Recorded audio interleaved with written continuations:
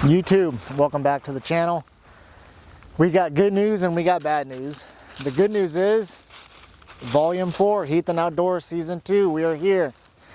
And even on top of that, if you just got through watching or if you've seen Volume 3, I went out with Tribe Brother Jay and we did an overnight out in the bush. I came home the following day. This is that day. So I'm getting to film back-to-back days, back-to-back camps. The difference is when I got home, I had realized that I had scored Monday off of work. And I wanted to take advantage of that. I'm not going to be able to go out next weekend, so I really wanted to take advantage of it now. So, same weekend, we're back out, we're filming Volume 4, why not? We are local, but we're not just local. We got a new spot that I haven't been to before. And I've always doubted this spot. I've drove past it many times. But this spot has a lot of potential strategically because there's a dead tree not too far yonder that I'm going to be able to pull some wood from because I brought my saw. Tonight we're expecting 30-degree low. It's going to be cold, but in this episode we're going to fry up some steak strips. We're going to experiment because I promised you guys I would give a good review or at least give you an in-depth review with the Gear Bros self-inflating sleep pad. That's what we're going to do tonight. Strike package with me today. Got Gunner, we got Mathias. And we brought out, again, the one Tigris Apex. And best of all, you guys, it's going to be our first hot tent camp of the night because we brought the stove tonight. Stay with us. It's going to be exciting. But before I even do anything, the sun's dropping.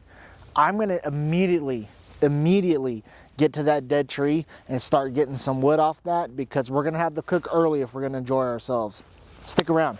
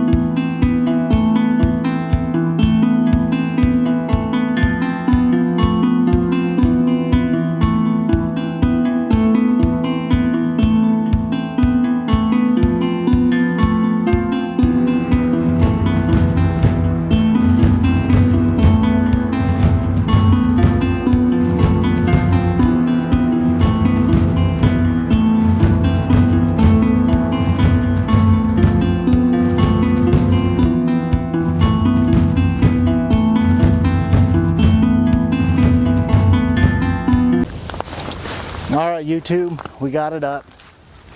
Took me a minute or two, but I decided to pull out the edges, as you can see here, to give more room for the chimney stack, because the oven's right on the inside here. And I'll show you guys here in a minute. The thing about these hot tents is typically, you can get them with floors, but typically they won't have floors, so you got to bring your own floor.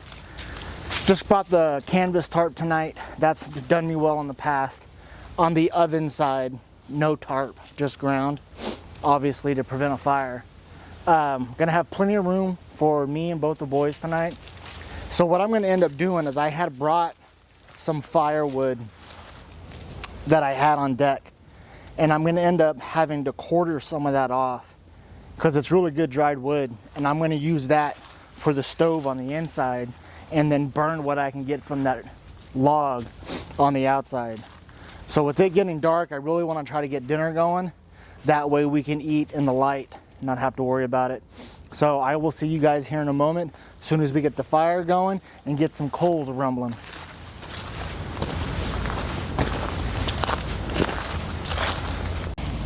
All right, YouTube, got the fire going. We're gonna get some coals and we'll throw the meat on. I'm starving. I know the boys are hungry. Got the lantern going on inside the tent right now. Trying to warm it up with the stove. It is cold out here and the wind just keeps coming and going and coming and going. So we're gonna have some heavy gusts tonight. So hopefully it doesn't get too overbearing and we can just make it in the tent. Let me get coals going and then we'll put some steaks on. All right, YouTube. We're gonna try to get this steak on right now. This wind is pretty bad. And I don't think we're gonna have a real good shot at keeping steady coals hot enough to cook the steak. So we're just gonna run with it. Make sure I got my glove here. This pan's gonna get hot. So what I did this time around, a little different from last time or even yesterday, is yesterday me and Jay did the potatoes and they turned out amazing. That's gonna be a recipe going forward that I'm gonna definitely exercise. But one thing that helped is pre-slicing the meat. So what I did here is I already took the ribeyes and I sliced them into strips. That's gonna help them cook a little quicker. Plus I can keep them rare in the middle by browning the outside real hot, keeping the inside rare the way I like it. We're gonna put this in here, a little rag, my glove so I can turn. Got my knife so I can stir. Let's get these bad boys out. I got some butter and I got some steak strips, I call them. All it is ribeye, and Big J had an extra New York strip that I sliced up and threw in here. So first things first, let's just get this. Maddie, you can't have no steak right now. These dogs be crazy, guys. These dogs be crazy. I do have quite a bit of steak, so as it's cooking, I don't want to leave it in the pan and have it overcook. I don't want that rare to go away. So what I think I'm going to opt to do is, as it finishes, I'm going to put it in my saucer pan. And again, it's the saucer pan from last season. If you guys remember, it's just my little titanium cake pan. It's a small cake pan, but it's absolutely amazing. It does the job. It's really lightweight. I can remember, if you guys remember, in some of them I actually seared my steaks with some aluminum in this cake pan. Absolutely amazing. But I'm glad I got that carbon steel pan now. It's definitely going to be a lot better. I would say I'm going to use the spork, but to be honest with you, I don't think I need to.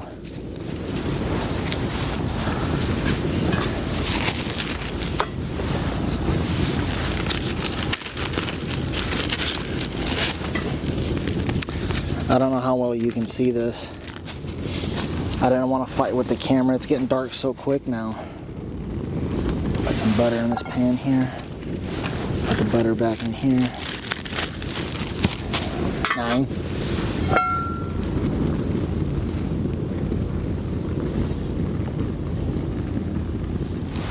Like, build this here like that. Maybe that might do it.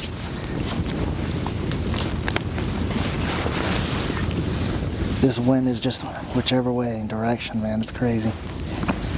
Smoke in the face, smoke in the eyes. Smoke, smoke, smoke.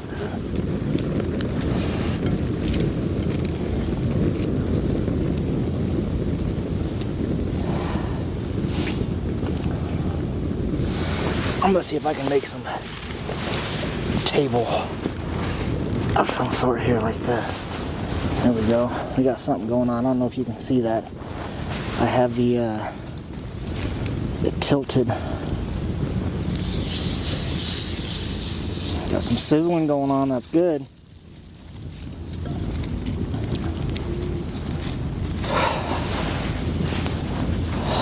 This is gonna help a lot, having those strips cut already. Now I don't have to worry about cutting it, keeping it rare, all that stuff. I should be able to.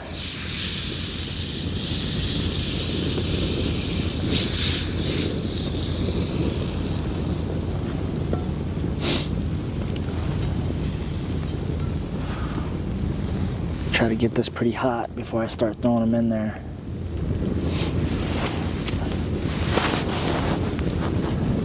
The thing about cooking over the fire like this is if you're not even with the pan, your heat's not going to be even, and if your heat's not going to be even, you will get a super solid hot piece, or like hot side of the pan, and then on the other side it's just going to be lukewarm. So as you throw your food in, it's not going to cook evenly. I'm going to throw some more butter in. I'm going to have the butter kind of judge to see how hot we are and what side of the pan as I turn it around. So we're looking pretty good. I think I'm going to start throwing some meat in there.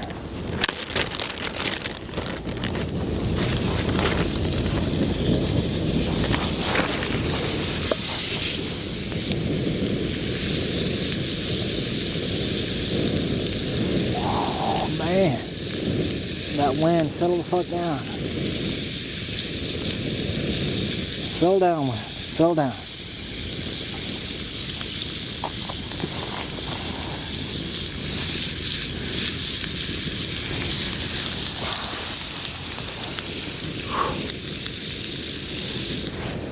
Use my knife to stir it up a little bit.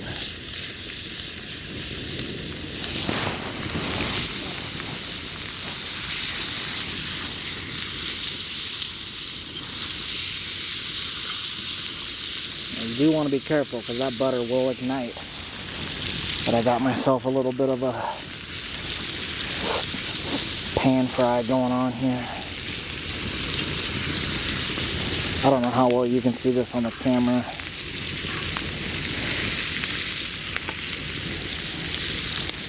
But this is working out pretty good right here. If I can just hold on a little bit longer.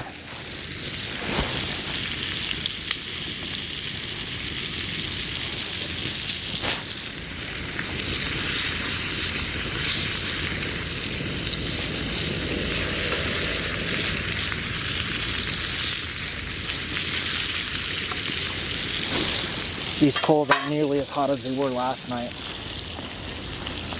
Last night, those coals were so hot, that steak cooked like within under 2 minutes. It's alright though. We'll get it. This might take a little longer, that's all.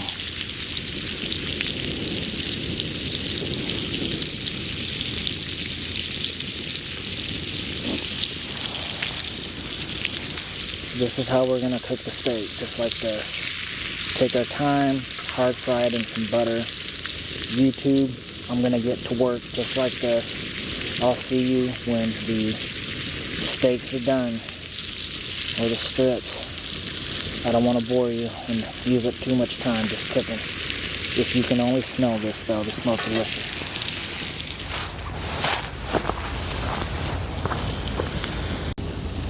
Alright YouTube, second round of beef is already done. I'm not even sure if you can see this. I'm going to try to get it next to the fire so you can see. Oh, come on. There we go. Beef tips. All done. Gonna feast with the boys right now. Finish up that last bit of steak. And then I think we're going to have some beers for tonight. I know it's cold, but we deserve them. Alright YouTube, temperature says 39 degrees on the little thermometer that I got. New to this season of course, but I was just kind of curious about some of the extreme temperatures that I've camped in. What was the true index? So this season's going to be fun with it. 39 right now, we're expecting 30 out as a low. Trying to keep the fire hot pitching away and chipping away at some of that dry wood to try to keep the stove going as well. Tent is warm, but I don't want to burn through the wood until we get in there. Gonna have to make another run to that dead tree just to try to get some more wood out of it before it gets too late. Got a treat for us tonight for our toast, our nightly toast. Speaking of treats, I got chocolate chip cookies and hot chocolate tonight. That's gonna be something to look forward to. Gonna get some music going, gonna have some drinks, enjoy the fire, and just enjoy nature, even though it is very cold and very windy. Stick around.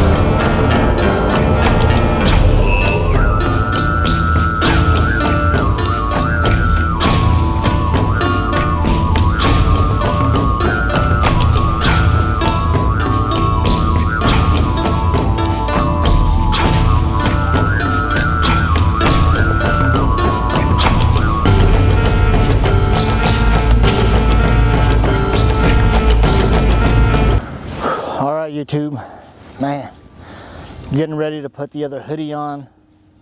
It's about 38 degrees now. It dropped a little bit. The wind has kind of calmed down, but we still get these big gusts every now and then. Music's going. We did some wood processing. Some of the wood around here is very damp, so as I chop it, I'm shaving off the bark and exposing the actual wood part of it, and then I'm kind of just circling it around the fire here to heat it up a little bit, so when I do put it on, hopefully it catches pretty quick. I think we're gonna be okay with wood. I still have 2 fire logs to really ignite it. I mean, worst case scenario, we just won't have the fire going when we crawl off to bed. But we're gonna start relaxing a little bit. Not toast time yet, but crack a cold one. This is how you know they're on our side.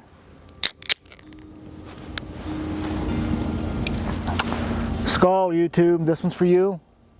If you guys stick around and watch these videos, obviously, thank you very much. Lots more to come.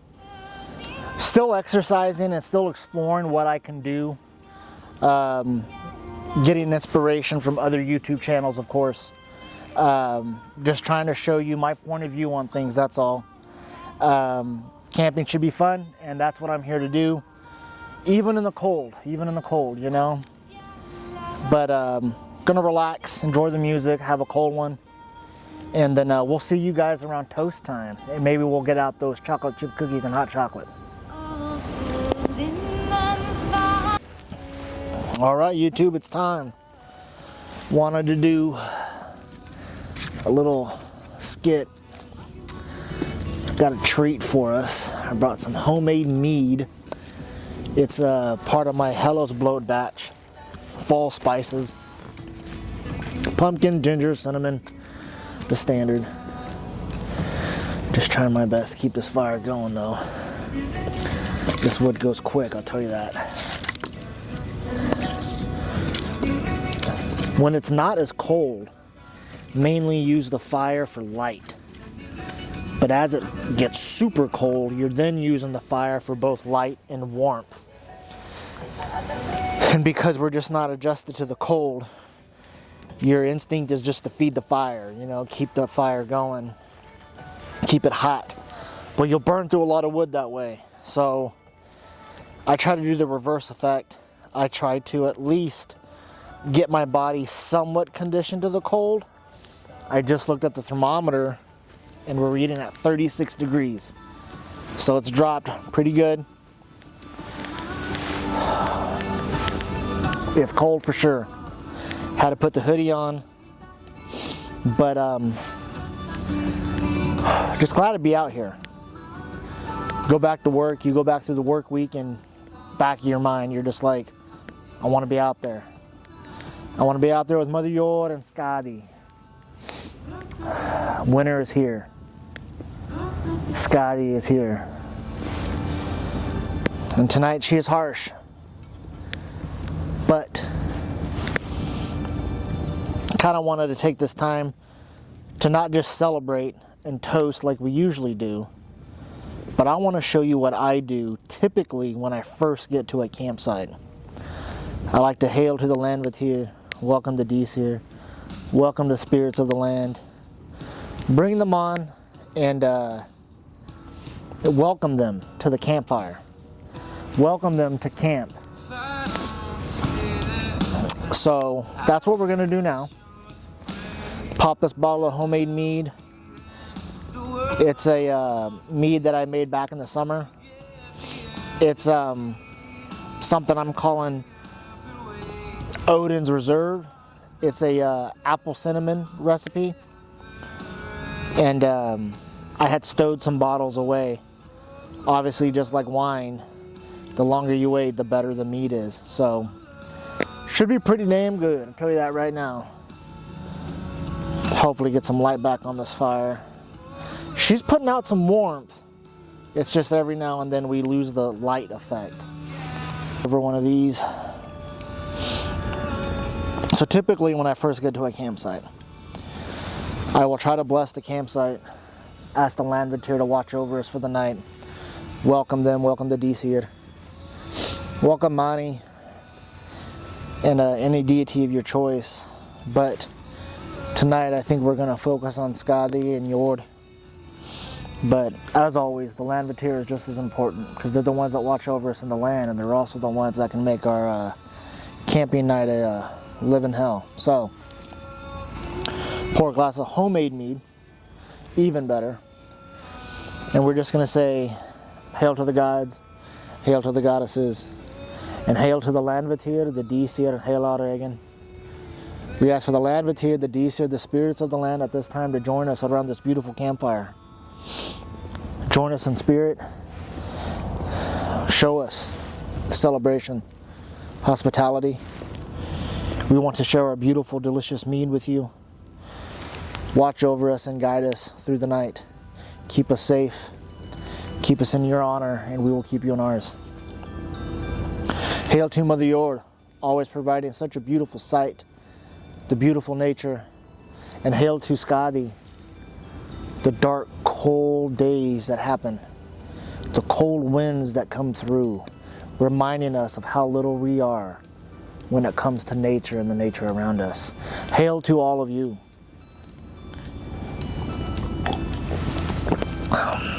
Oh, man, that meat's good. Maddie's running away. Mathias. Mathias. Gehen, schnell. Hier kommen Kinder. Hey, bleib.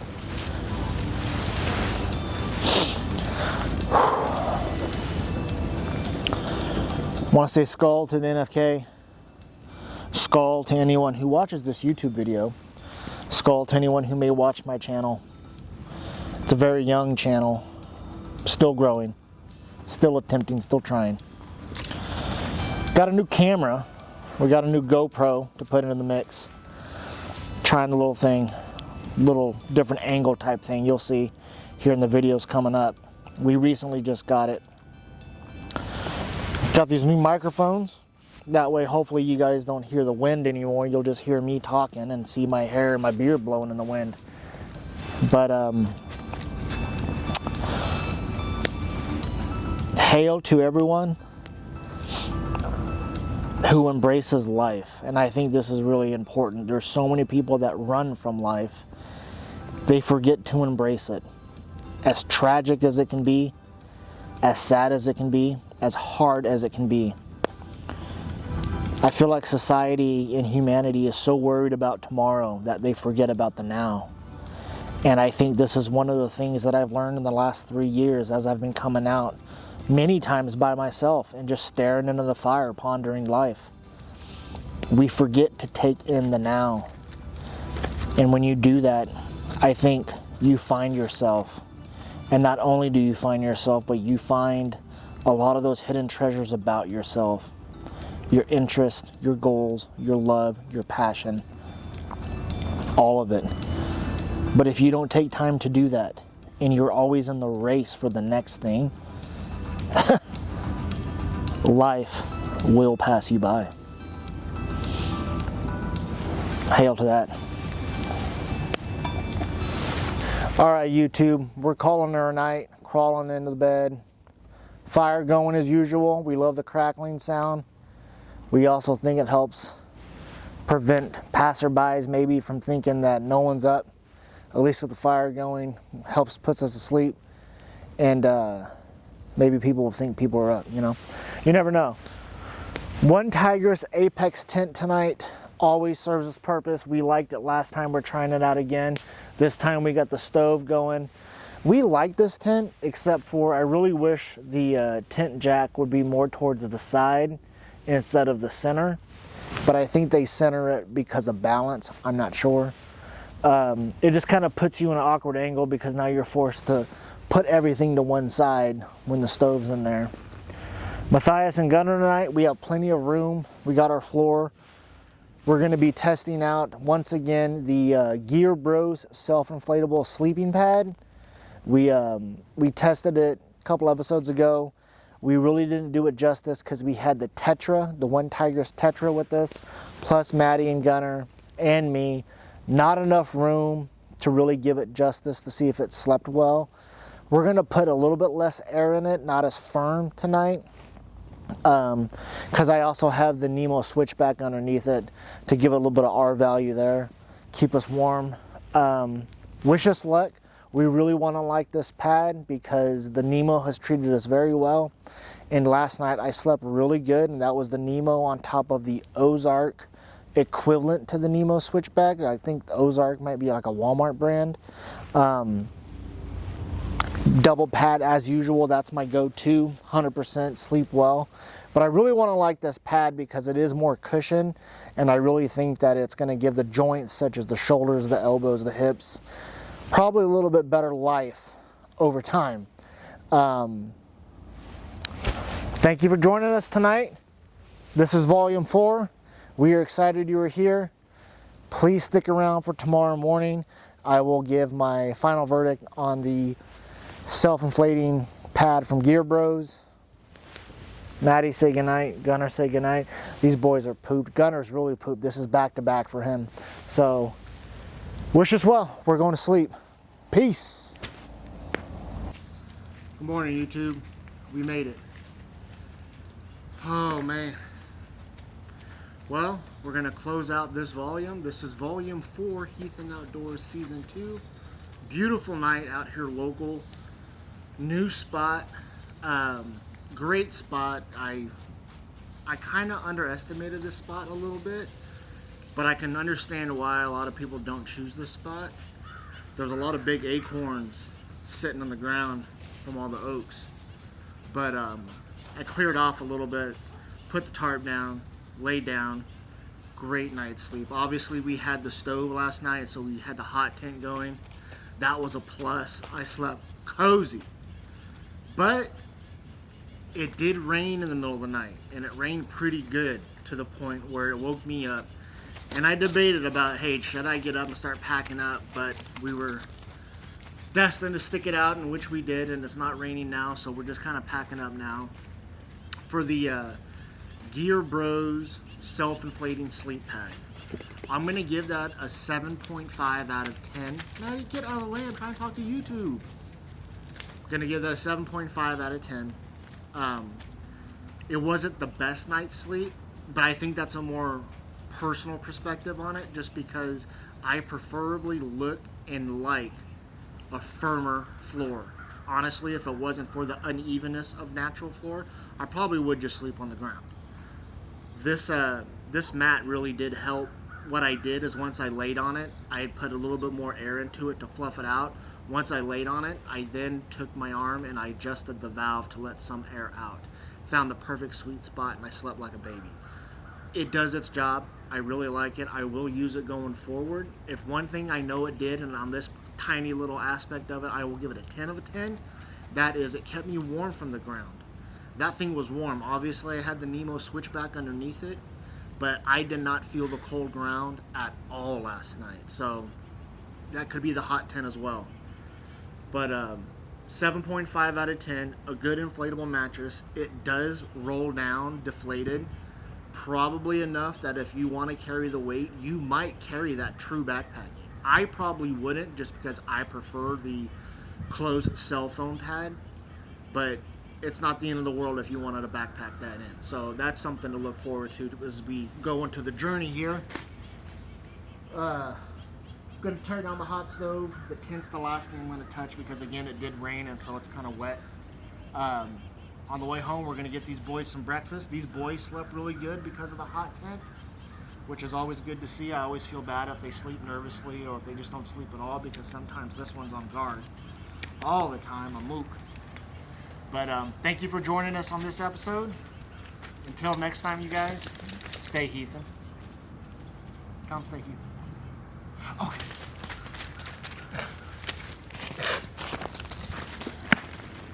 Okay.